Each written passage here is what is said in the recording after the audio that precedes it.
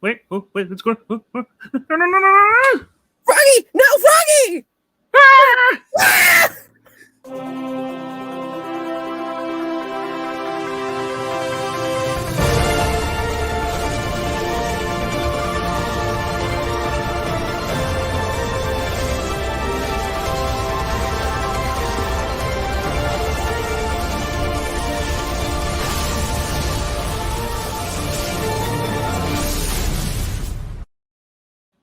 Hello, everybody. My name is Puppetine from the Geeky Puppet Show here on the Geeky Puppet Show today. For what? For what? The Flash. Yes, episode 7 of season 8 is here. And so me and Froggy have decided to tackle it once again. Froggy? Hey, Froggy. guys! I'm using the frog force. The hopping force. The power of hop compels you. When I drink a lot of beer, the power of hops compel me too. Oh. But anyway, yes, we are here. So let's go ahead, and this is When I split dress into- like a pirate, the powers of piracy oh, never mind. Anyway, this is And basically anywho. split into two major ongoing stories at this point. The first one, to get the trash out of the way, Oh, thank you. is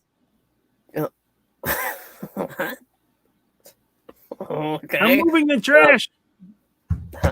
Well, Caitlin Ah. is feeling kind of upset. She's upset because Frost and Chillblain are together, and so while they're posting all their exploits out on the social medias, Caitlin has a date of her own. So she goes out, but the reservation she made was actually for the next January.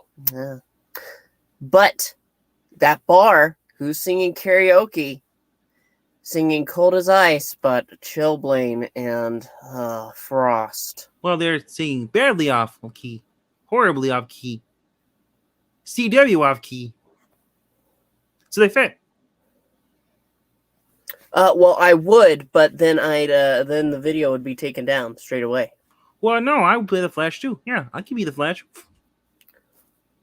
That is some great super speed. Yeah, can Yeah. you do it again? Ah, he did it twice. It has to be real. But going forward, we sum this up. We sum this up, and for better or for worse. And in this case, it's worse right now because as you're watching, they're jealous. Well, he's jealous. She's jealous of them as they come over and just make a double date right then and there. Yeah, bang your head against the darkness, I guess, Froggy. The void. Because it's bad. It's really bad.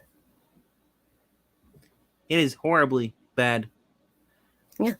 The only good part, man, I hate to say this, was the part with Chunk and or Runk and Allegra.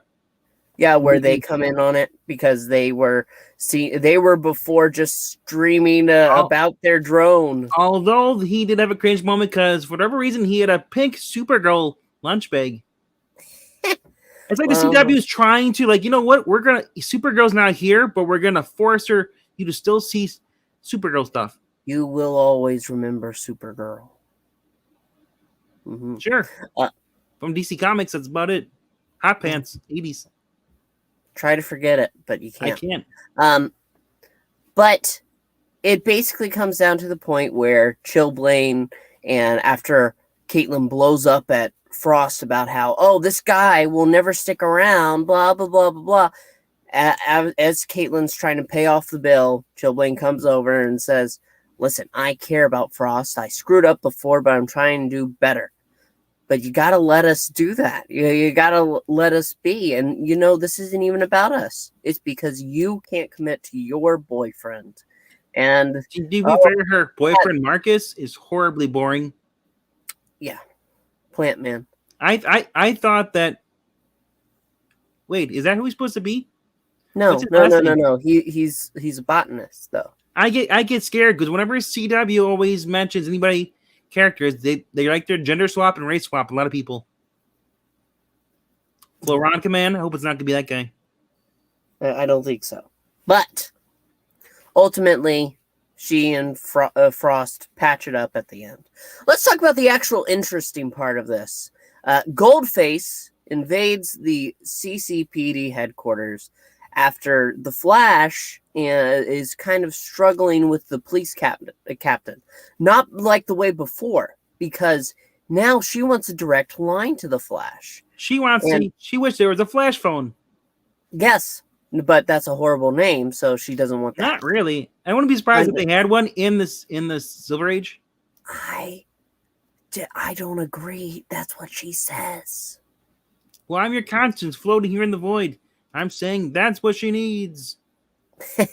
Yeah, it is essentially what she thinks she needs. But Goldface then invades the CCPD headquarters and puts on meta dampeners on everybody. So Barry's there, but he can't flash up at that moment. He can't level up. But he does level up, though. Yes, we'll talk about that soon. But essentially, he wants the meta bullets because him and Amunet, they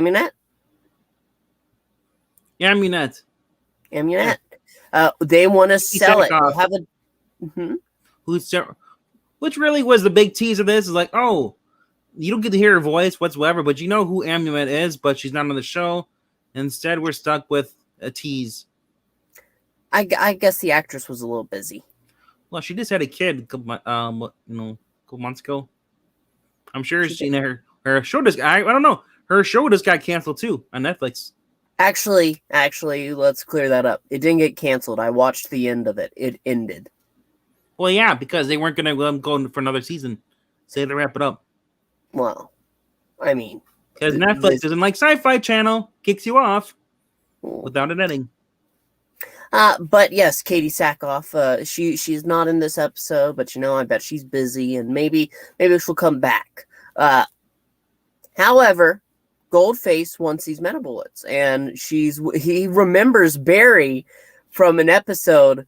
Was it last season or the season before, where he had to basically act like a bad guy, and he was the chemist? That was great. I remember that. I loved just how serious he was able to get. That was him and Cisco, right? Those were the days. Dear God. Yes. Why do I come here? I don't know. But sure enough, essentially, they are able to trick Goldface into letting him try to make a scanner to find the bullets, because they have to be at the headquarters. That's where they were created, and they were there for emergencies. But Barry tricks him, and he has a high-pitched ring that affects the two of them, and in fact Kramer, but he gets earplugs in Kramer, and they quickly run away. And Kramer reveals then that she can't use her powers to defeat him. She doesn't believe she can. Because I gotta see this real. I never thought we'd talk about Kramer with a female pronoun. All these years. Well, I don't think we're going to be talking about the Seinfeld. There are no puppet Seinfeld reviews. There could be. Zach would be happy. Well, he could be happy with his own puppets, not us. He has puppets and he didn't tell us? Secret. Well, I heard the other day he had cake and he didn't want to share with anybody. That's why he didn't the stream. How dare he? Rude. Very rude. But Barry gives the pep talk, and I actually don't mind the pep talk when it's actually in a decent side of the story. This honestly is decent. Goldface is such a fun personality. It's great. Even when he's defeated, his phone starts ringing. We are strong. And Love is a Battlefield is playing because that's his ringer for her. And he's like, can you pick that up? He's absolutely great. Do you know whose song that is? Love is a Battlefield? Yeah. Do you know who sings it? Trying to remember her name. Her initials are P and B. Oh, Pat Benatar? Yeah. Okay, yeah. I thought so. But Did you so? yes. I don't believe you. Okay, you don't have to. Puppet reviews would be about nothing? What? No, it'd be about, I would have to be the marine biologist of the reviews. Okay. But at the end, Flash does deliver because he's able to break his bracelet whenever Kramer goes to distract Goldface for a minute. And he's able to speed away. He does seriously level up. Also, at the end there, he does give a little device that's basically a flash phone. And he says he wants to share his true identity. But then Kramer already knew. She was already figuring it out. And that's now, see, I believe that she already knew. I kind of figured as much when he gave the little speech there because he's an idiot. Yeah. When They've he's proven not that of the past 7 seasons that he is a complete moron. He may have leveled up in speed, but not brain. Well, it's hard to keep a secret identity. That's why Arrow basically didn't even try. But anyway, you would think he'd have something on his pockets. That way he could just, push a button and let people know, hey, I'm in distress, send backup. Maybe. But the final bit here, Iris, we only see her for a minute. She's eating dinner with her dad.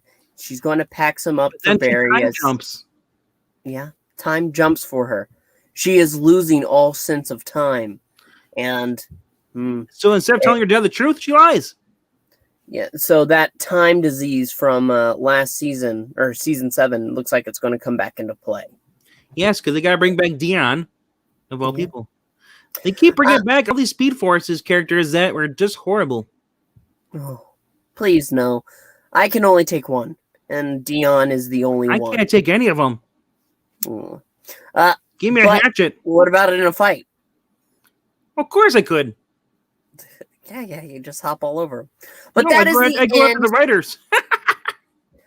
Like I said, half of this episode is decent. The other half is bad. That's how I feel about it. How about you, Froggy?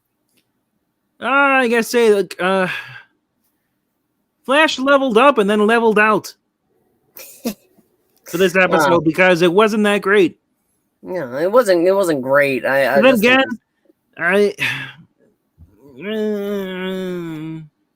it's like having a filler episode, but I'd rather have a good filler episode.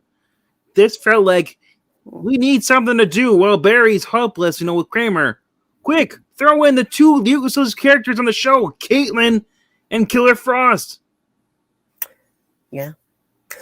But that is about it. So let's hear your thoughts. Do you agree? Do you disagree? Go ahead. Say it down below if you're watching afterwards. Also, make sure to like and subscribe. Helps Tonight's episode should have been called Killing Me Softly, because that's what it did. Or it's killing me slowly killing me. Sung by Pat Benatar. No, Pat Benatar wouldn't even sing that crap. No, it was a joke. It was a joke, Froggy. They'd probably get Kelly Clarkson because she's used to singing crappy songs. Oh, okay. Well, this isn't a music channel, so let's move on. Thank you so much. Moving right along to the next episode. Moving right along. We'll see you next time. Bye! Remember to start fires if you can! No, don't start fires! Do it!